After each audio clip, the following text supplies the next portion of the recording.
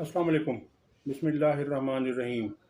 Rabbi इश्रह ली सदरी वयस्सिर ली अमरी वहलुल उक़दतम मिन लिसानी यफ़क़हू क़ौली। आपके सामने इस वक्त की सबसे बड़ी खबर लेकर आ रहे हैं और ये ब्रेकिंग न्यूज़ है कि सुप्रीम कोर्ट ने ख़वातीन और अक़लियतों की मख़सूस नशिस्तें दीगर जमातों को देने का फ़ैसला मुअत्तल कर दिया है। जी हाँ, सुप्रीम कोर्ट ने ख़वातीन और अक़लियतों की मख़सूस नशिस्तें दीगर सियासी जमातों को देने का फ़ैसला मुअत्तल कर दिया है। सुप्रीम कोर्ट ने पीटीआई की मख़सूस नशिस्तों से मुताल्लिक़ इलेक्शन कमीशन और पेशावर हाई कोर्ट के फ़ैसले को मुअत्तल कर दिया। सुन्नी इत्तेहाद कौंसिल की दरख्वास्त समाअत के लिए मंजूर कर ली। वाज़ेह रहे कि पेशावर हाई कोर्ट के 5 रुकनी लार्जर बेंच ने 14 मार्च को दिए गए फैसले में कहा था कि इलेक्शन कमीशन का मखसूस नशिस्तों की तकसीम का फैसला आईन पाकिस्तान के आर्टिकल 51 के मुताबिक है। फैसले में कहा गया था कि इंतखाबात में शिरकत करने वाली सियासी जमात मखसूस नशिस्तों पर हक रखती है, लेकिन इन आम इंतखाबात में अगर वो जमात एक भी नशिस्त हासिल ना कर पाए तो वो मखसूस नशिस्तों की अहल नहीं है।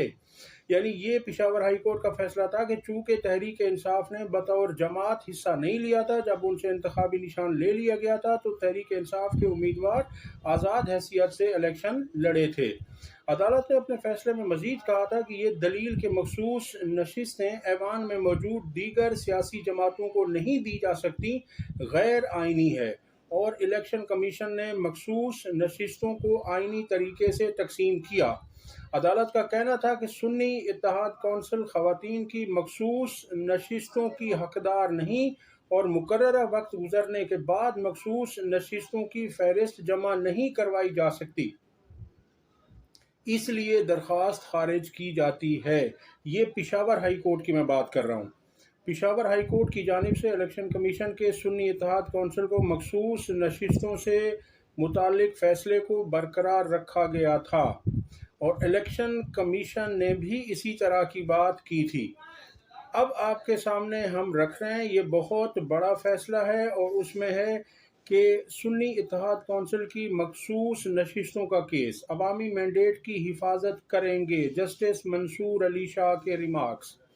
सुन्नी इत्तेहाद कौंसिल की मखसूस नशिस्तों के लिए दायर अपील पर समाअत जस्टिस मंसूर अली शाह की सरबराही में जस्टिस मोहम्मद अली मजहर और जस्टिस अतहर मिनल्ला पर मुश्तमिल 3 रुकनी बेंच ने की। आज दौरान समाअत मखसूस नशिस्तों पर नामजद ख़वातीन अरकान असम्बली की जानिब से बेंच पर एतराज़ उठाया गया और वकील ख़वातीन अरकान का कहना था कि ये आइन के आर्टिकल 51 की तशरीह का मुकदमा है। प्रैक्टिस एंड प्रोसीजर कानून के तहत केस 5 रुकनी बेंच सुन सकता है। वफाकी हुकूमत की जानिब से भी 3 रुकनी बेंच पर एतराज़ कर दिया गया और additional attorney general Aamir Rahman ने कहा कि अपीलें लार्जर बेंच ही सुन सकता है। सुप्रीम कोर्ट ने बेंच पर एतराज़ मुस्तरद कर दिया और जस्टिस मंसूर अली शाह ने कहा कि अभी तो इब्तदाई समाअत है, अगर अपीलें काबिल समाअत करार पाईं तो कोई भी बेंच सुन लेगा। इस मरहले पर तो 2 रुकनी बेंच भी समाअत कर सकता है।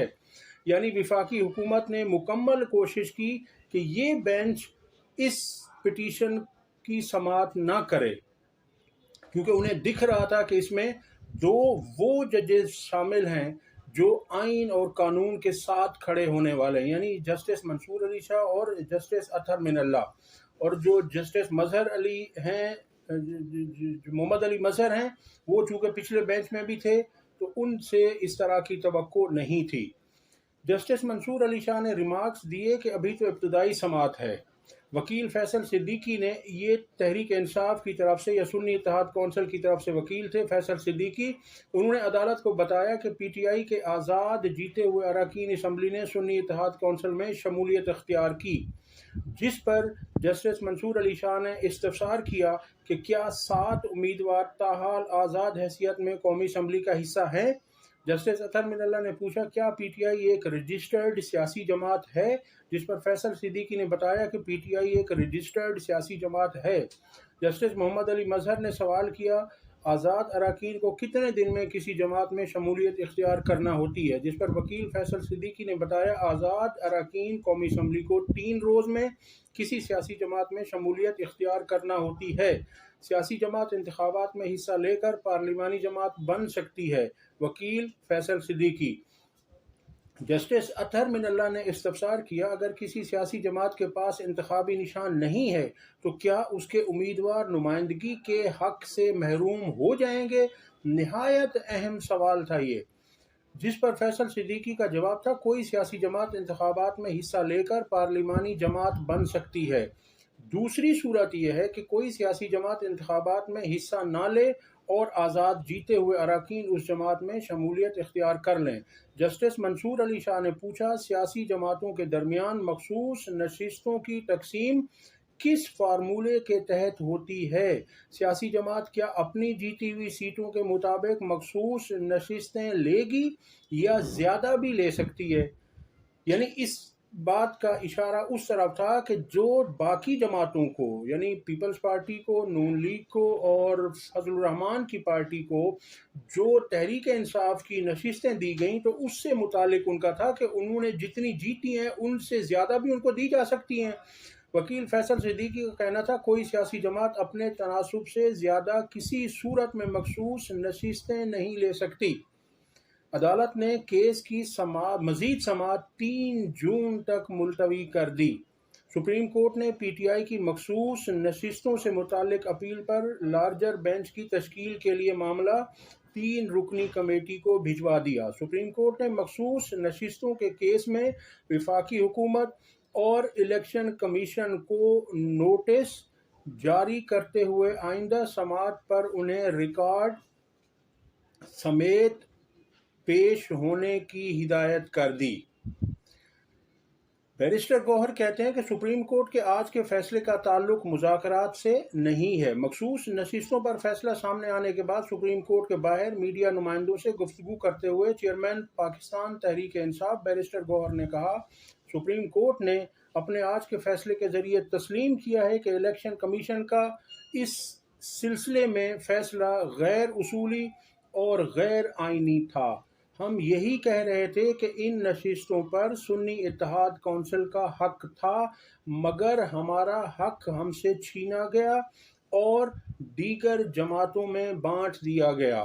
ان کا مزید کہنا تھا کہ سپریم کورٹ نے یہ بھی کہا ہے کہ 78 ممبران جو پی ٹی آئی کی نشستوں پر قبضہ کر کے قومی و صوبائی اسمبلیوں میں بیٹھے ہیں وہ آئندہ کسی قانون سازی میں حصہ نہ لیں۔ ہمارا شروع سے موقف یہی تھا کہ پارلیمان مکمل نہیں ہے، یہی موقف ہم نے صدارتی انتخاب کے موقع پر بھی دہرایا تھا، مگر ہماری نہ سنی گئی۔ ہمارا ابتدا سے یہی کہنا تھا کہ سپریم کورٹ کو پہلے اس معاملے پر فیصلہ کر لینے دیں اور پھر آگے بڑھیں۔ اب اس میں آپ یہ دیکھیے کہ صدر کا انتخاب بھی ہو گیا، وزیر اعظم کا، اسپیکر کا، تمام انتخابات ہو گئے، جبکہ تحریک انصاف شروع سے یہ بات کہہ رہی تھی کہ ایسا نہیں ہونا چاہیے، جب تک ان مخصوص نشستوں کا فیصلہ سامنے نہیں آ جاتا تب تک یہ انتخابات نہ کروائے جائیں۔ اگلی خبر ہے کہ سپریم کورٹ کے فیصلے کے بعد اب حکومت کو آئینی ترمیم میں مشکلات کا سامنا ہوگا۔ پارلیمانی سیاست کے ماہر اور پلڈاٹ کے سربراہ احمد بلال محبوب نے کہا ہے کہ مخصوص نشستوں کے حوالے سے سپریم کورٹ کے اس فیصلے کے ساتھ اب حکومت کو آئینی ترمیم میں مشکلات کا سامنا کرنا پڑ سکتا ہے، اور آپ کے علم میں ہے کہ یہ سارا کچھ اگر ہو جاتا، اگر یہ مخصوص نشستیں تحریک انصاف کو نہیں ملتی تو اس سے پھر یہ ہوگا کہ تمام جو 2/3 اکثریت ہے وہ حکومت کے پاس اور اس کے اتحادیوں کے پاس موجود ہے، اور اس سے وہ قاضی فائز عیسیٰ کی مدت ملازمت میں توسیع بآسانی کر سکیں گے۔ اگر یہ نشستیں تحریک انصاف کو مل جاتی ہیں تو ان کے سارے خواب تتر بتر ہو جائیں گے، چکنا چور ہو جائیں گے اور سارے خواب ٹوٹ جائیں گے۔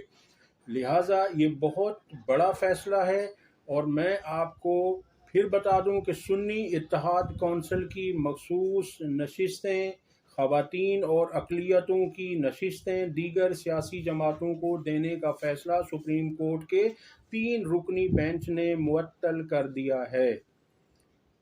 اب تک کے لیے اتنا ہی، اگلی ویڈیو تک اللہ حافظ۔